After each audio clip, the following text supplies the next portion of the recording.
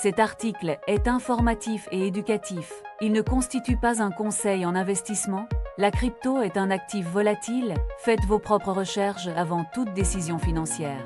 Pour nous soutenir, suivez-nous.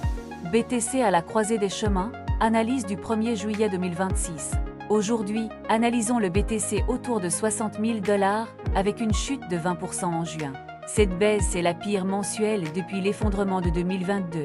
La Fed maintient ses taux entre 3,50% et 3,75% face à une inflation entre 3,8% et 4,2%. L'or a perdu 14% et l'argent 24% au deuxième trimestre. Cela montre une vente globale des actifs refuges. Les tensions avec l'Iran et l'incertitude politique amplifient l'aversion au risque. L'indice de peur est à 12, signalant une panique extrême sur le marché. Sur le graphique journalier, le BTC est dans un canal baissier. Ce canal existe depuis le record de 126 000 $ en octobre.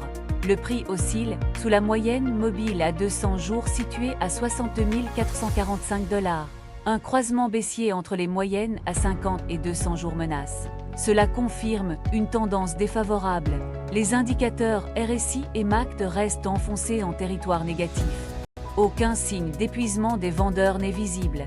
Une figure en épaule tête-épaule pointe vers un support critique à 56 757 $. Sur le graphique de 4 heures, le prix se heurte à un plafond de verre entre 61 500 et 63 000 $.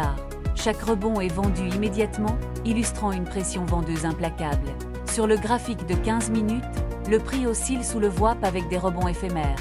Des croisements de moyenne génèrent des pièges pour les acheteurs, piégeant les traders de détail. La carte thermique révèle une zone d'accumulation massive de liquidités courtes autour de 67 645 $. Un mur d'ordre de vente se dresse entre 61 500 et 63 000 $, bloquant toute reprise. Les ETF BTC ont subi des sorties records de 4,5 milliards de $ en juin. BlackRock, IB concentre 79% de ses retraits avec 3,55 milliards de $ de sorties. Strategy Holding 847 363 BTC a lancé un programme de rachat de 2 milliards de $. L'entreprise peut désormais vendre des bitcoins pour financer ses opérations.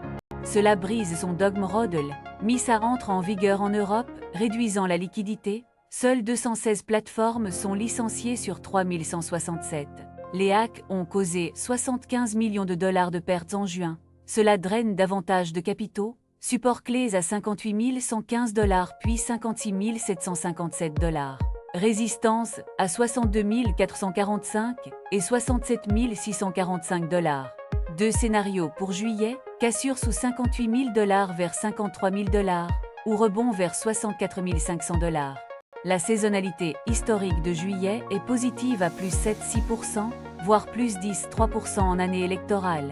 Un short squeeze au-delà de 67 645 $ pourrait propulser le prix vers 70 000 $. Pour les investisseurs, la zone entre 53 000 et 58 000 $ offre des opportunités d'accumulation.